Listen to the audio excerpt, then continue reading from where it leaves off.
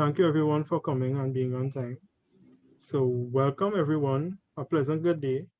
As you know, we are here for Amanda's review of her IEP. So first, let me introduce myself. My name is Mr. Gary Sampad, and I am the case manager / special education teacher assigned to this IEP. This meeting is being recorded and copies will be sent to you via email. So without further ado, let us begin the meeting. The itinerary for this meeting is as follows.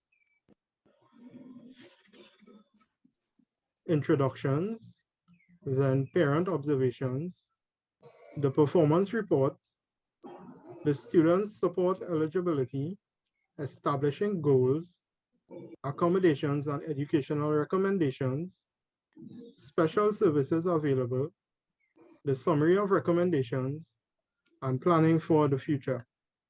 So since this is a Zoom meeting, I kindly ask for all members to keep your mics muted for the duration of this meeting, and I am expecting you all to unmute when speaking. Please note that you are all free to share your thoughts and suggestions.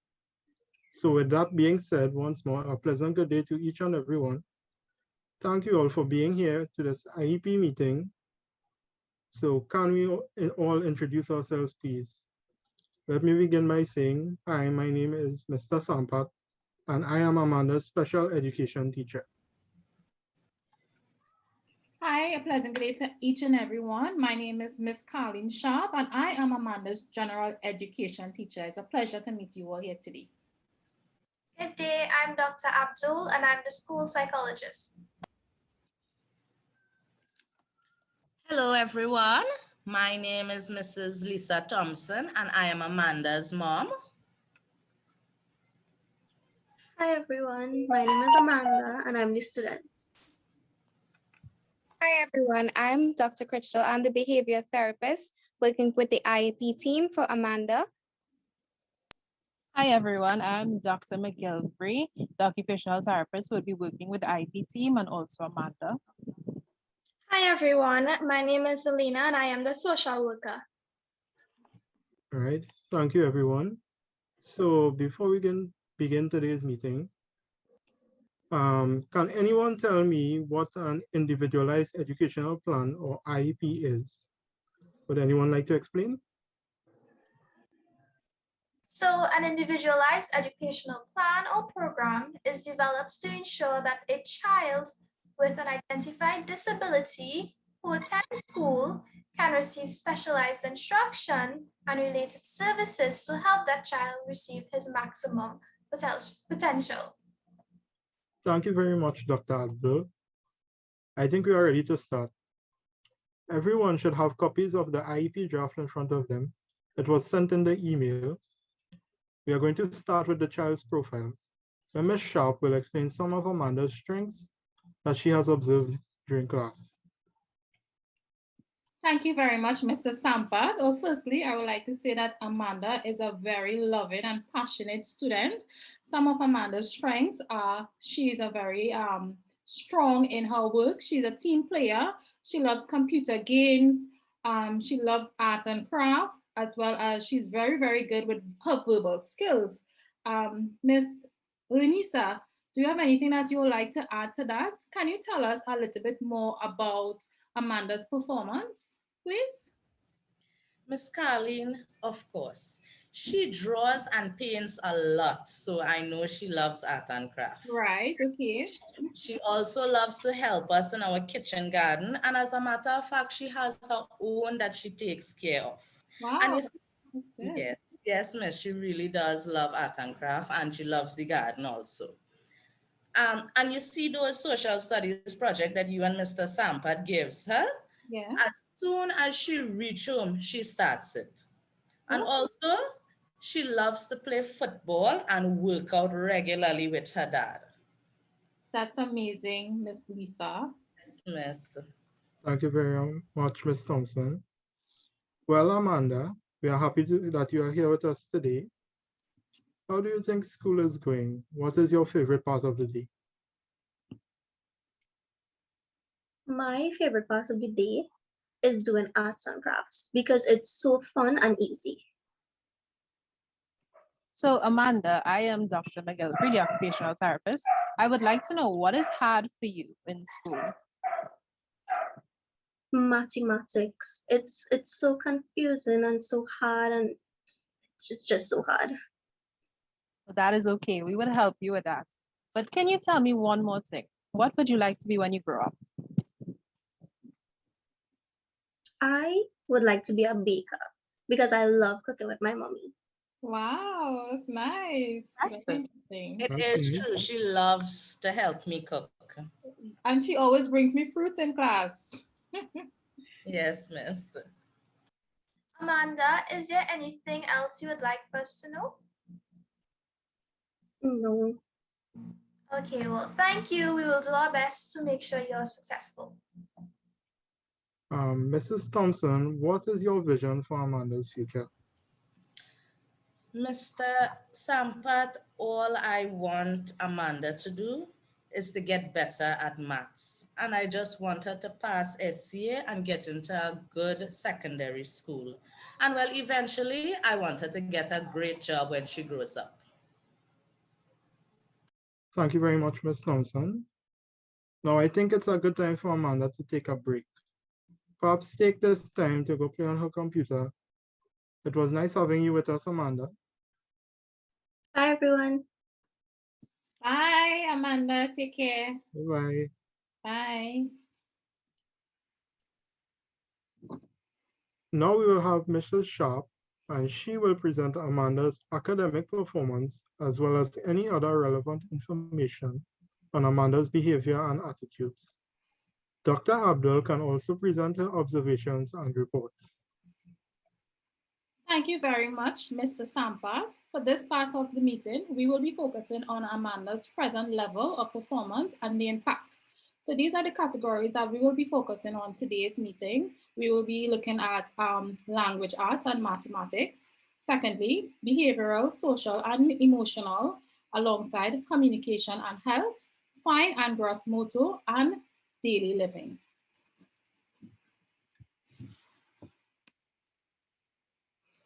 So let's focus more on language arts and mathematics. In terms of language and mathematics, Amanda is excellent with language. She does really well in her grammar, vocabulary, and is pretty good at short essays and short stories. She does minor difficulties with her spelling, but that is something that we could work on. In terms of language arts, her grades is really high. However, mathematics is where the problem starts. When asked to identify different types of shape, it is easy alongside math activities. But when asked to write numbers or do operations by copying numbers or signs through visual medium, she just gives up. Most of the time, she just gives up automatically. So it's really hard to work with Amanda when she's struggling with her mathematics problem. However, she is capable of doing the operation that is instructed to her verbally.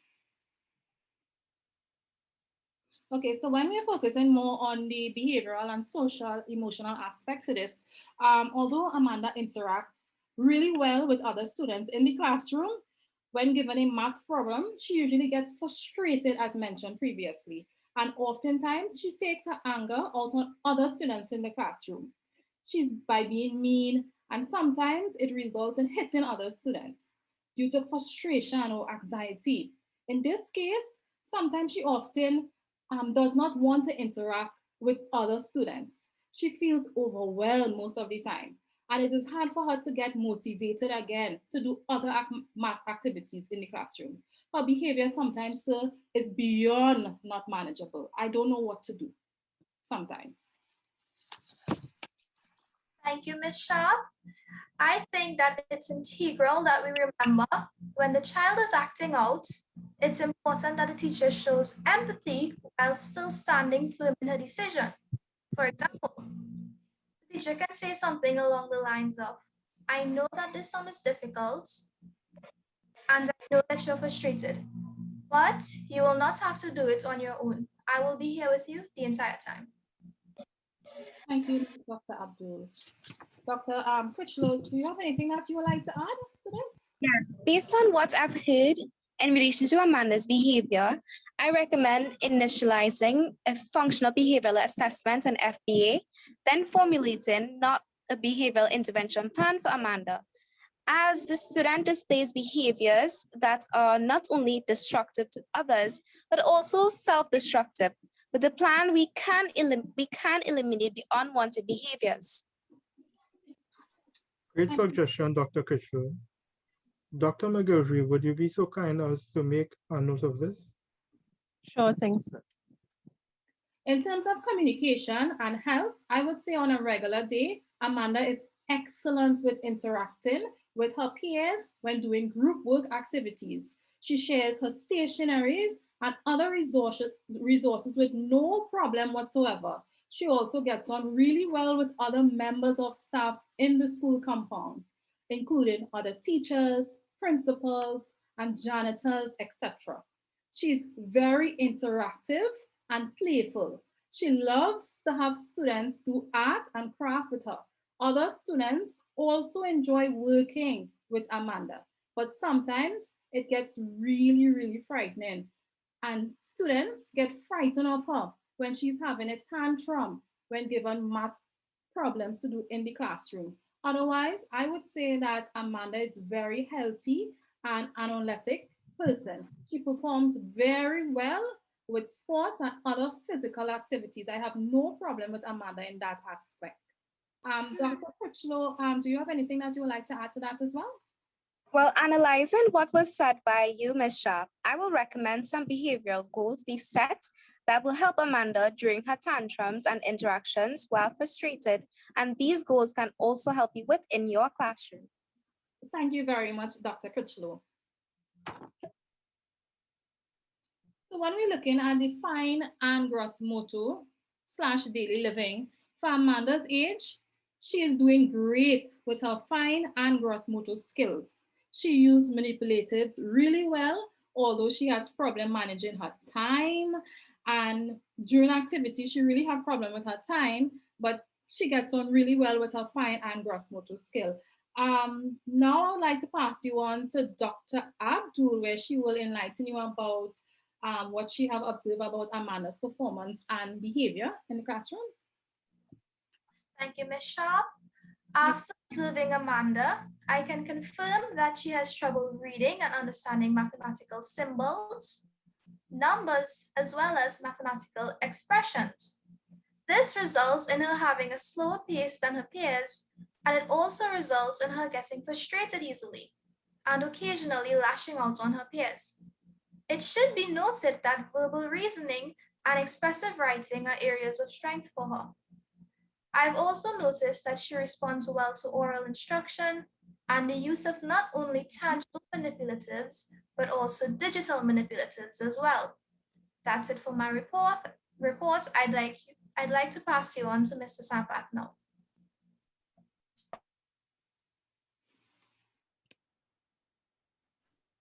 Thank you, Mrs. Sharp and Dr. Abdul. Based on the results of the examination, I suspect Amanda has lexical dyscalculia. Does anyone know what lexical dyscalculia is? Lexical dyscalculia is trouble reading and understanding mathematical symbols and numbers, as well as mathematical expressions or equations. A child with lexical dyscalculia can understand concepts when spoken, but may have trouble writing and understanding them. Thank you very much, Dr. Abdul. Ms. Mohammed, since you are associated with the Ministry of Education, would you be so kind as to share the criteria for a student to be diagnosed with dyscalculia?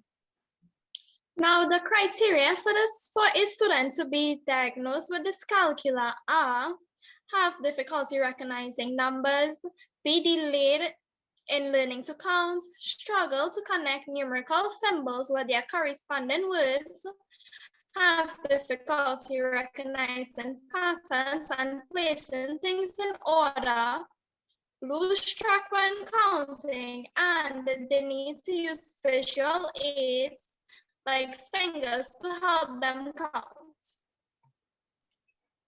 Thank you very much.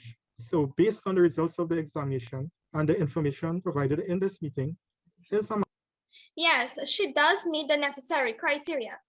thank you very much, Ms. Mohammed. The next phase of the meeting is establishing annual goals for Amanda. Ms. Sharp has shared with me the records of Amanda's examinations over the past year. Ms. Sharp and I have constructed some annual goals that we think will be achievable by Amanda and would like your feedback and comments. Mrs. Sharp, would you like to share them with everyone, please? Yes, I would love to, Mr. Sampat. Amanda is a very well-rounded student and she performs well in all of her subject areas except mathematics. Mr. Sampat and myself think that those goals are achievable by Amanda.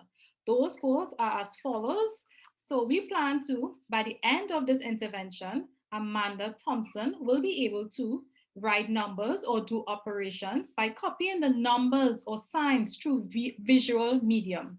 2, associate the correct operation to its symbol. 3, perform computations such as addition, subtraction, multiplication, and division using numbers and symbols only. 4, communicate with emotions, frustration appropriately. Thank you, Mrs. Sharp. You're welcome. These are the annual goals we wish to achieve. Within your IEP draft document on page 8, there is a list of short-term goals that will aid in achieving our annual goals. Please take a few seconds to review these goals, and anyone is free to provide feedback and ask questions.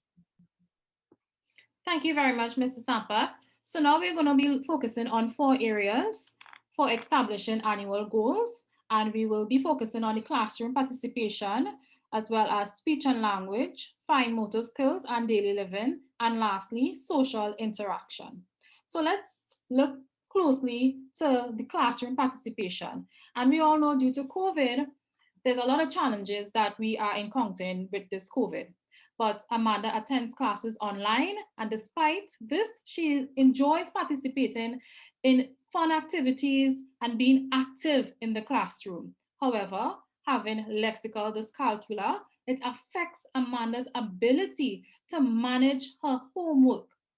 Mathematics symbols are not exclusively used in the mathematics class. So when it comes to subjects such as science and social studies, where percentages and statistics are used, she can get confused and refuse to learn the topic altogether. She also participates in a lot of games activities, drawing, painting, writing. As mentioned previously, we would have mentioned that previously. She also participates when asked random questions in the class. She would sometimes be the first students that respond. And when we are looking at the speech and language, I would say with respect to that, she demonstrates competency in reading and comprehending oral and verbal messages, as well as she speaks fluently. So I have no problem with Amanda with speech and language in the classroom. Miss McKilbury, would you like to assist me with the fine motor skills and daily living? Sure, not a problem. I believe that if we can interpret all of her issues in the classroom, especially in the mathematics classroom, at home and also across different subject areas in the classroom, in and outside of maths, we might be able to have a bonus success level, right? So this, I refer to this as in at home. You all listed previously that because of the coronavirus, now she's limited to certain things that she has to be able to learn at home.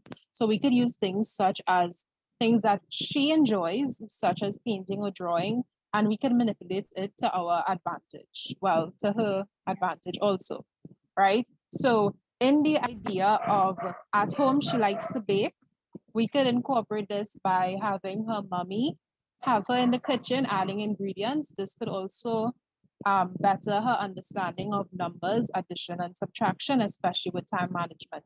Other thing also we could do is at home, if she has any relatives coming over, hopefully safely because of the virus, we could also incorporate game-based learning such as the introduction of oral or hopscotch with number sense learning and operations also.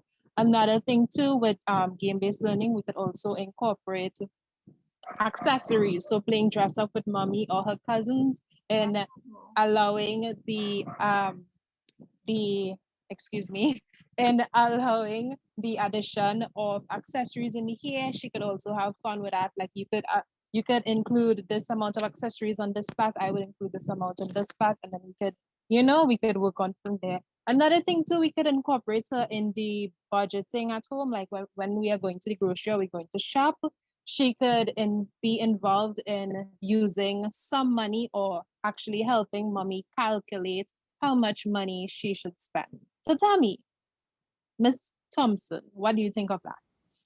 Oh my God, Dr. McGilvery, that is a wonderful idea, right? I think it's an excellent way to help Amanda overcome her challenges. And plus it gives her the feel of an authentic experience that we would need for her everyday life. And she really loves to use the little measuring cup. So I'm trying to help her gradually, little by little. Wonderful. Okay, so again, thank you, Dr. McGilvery and Miss Lisa. And while we look forward to the social interaction, let's focus more on the social interaction aspect. I would say that Amanda does not have any problem with socializing. As we all know, she's a very, very active student, and she engaged with everyone she could, possibly get involved with. However, due to her tantrum during her mathematics classroom, her peers tend to avoid working with her during those classes, right? So sometimes, it gets really complicated when she's having that tantrum. Dr. Kuchlo, do you have anything that you'd like to add? So I would recommend us developing a behavioral intervention plan, and this will take place from the results of the functional behavioral assessment, which will include descriptions of the problem behavior. We can get different positive behavioral supports for the student and interventions to help the student and also to help you within your classroom. Thank you very much, Dr. Kuchlo. That sounds excellent. Is there anything else I can do to assist? Yes, that will be covered in this section of the meeting. Ms. Thompson, since we are on the topic, some accommodations you can make at home to help Amanda are point out mathematics whenever you can, such as the grocery store or when baking. Provide access to a calculator when doing her homework. Encourage her to play math games online. Work with her to manage time. Help her with her homework, and most importantly, be understanding and patient with her. So some accommodations we can make in the classroom to help Amanda is provide her with a calculator during class and tests, allow her some extra time on tests, and allow her to spend time in the math resource room. Does anyone have any other suggestions we can do to help Amanda during classroom time? Yes, Mr. Sampert. I think that we should provide Amanda with a quiet space to work, as well as in the school tutoring or homework assistant to provide her with that as well.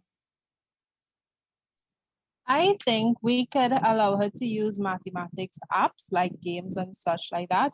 And we could also focus on more essential skills that is needed in the maths class towards her. Also, review what was taught previously before teaching new skills. And list the steps and the formulas for solving the problems. I think we could also highlight the key terms and numbers in worded problems, especially for maths vocabulary. And another thing too, we could have maths fact charts with little ideas on them. And to curb frustration, I will definitely recommend breaking down the worksheets into sections. Thank you everyone for your suggestions. Ms. Mohammed, since you are with the Special Education Service of the Ministry of Education, what services do you think you can provide Amanda? Well, the services, I think I can provide a multi-sensory instruction in the coding skills, repetition and review of skills, intensity of intervention, that is more than being pulled out of class once per week for extra help, small group or individual instruction. Now this increases instructional time, peer interaction, and opportunities for students to improve generalization skills. Teaching decoding skills, this includes the ability to recognize basic sounds and song blends called phonemes that make up a word and to know what the word means. Recognize it in context and know whether or not it is being used correctly in a sentence. Thank you very much, Ms. Mohammed. So now we are nearly at the end of the meeting. So now we'll have a summary of the recommendations. So the first thing I would like to reiterate is to relate concepts to real life situations. This is one of the best possible ways to learn anything new, as it involves visualizing it in real life applications. The second important concept to take away is the use of assistive devices. So this will aid in strengthening the students' understanding of the specific mathematical skill and reduce the difficulty of calculations. The third is the use of a more differentiated approach by Ms. Sharp and myself to teaching Amanda mathematics and provide her with specialized resources to meet her educational needs. And finally, Ms. Thompson, it is important to be patient with Amanda. Lexical dyscalculia is a lifelong exceptionality. Therefore, we must be patient and provide Amanda with the best support possible for her to succeed in life. Right? Thank you all. So the final section of this meeting is planning for the future. So we are going to use progress monitoring to assess Amanda's progress as we achieve our goals. So this intervention will be monitored during a 3 to 4 week period. The interventions will occur in 20 to 25 minutes per session for 3 days per week. Amanda will be monitored by Ms. Sharp and I at school and by Mrs. Thompson at home. Based on the effectiveness of this intervention, another meeting will be held to discuss Amanda's performance, and modifications that can be made to the IEP will be made at the next meeting. So before we end the meeting, does anyone have any final comments or questions? Mr. Sampath, I would just like to thank each and every member of the IEP meeting for all your support and advice that you gave me today. Thank you very much. Thank you very much, Ms. Lisa. It was You're welcome, Ms. Thompson. Okay, so finally, I would like to thank our guests for this meeting, Dr. McGilvery, Dr. Abdul, Dr. Critchlow, and Ms. Mohammed. I hope you all enjoy the rest of your day. Goodbye. Okay, everyone. Goodbye. Bye, and thank you very much.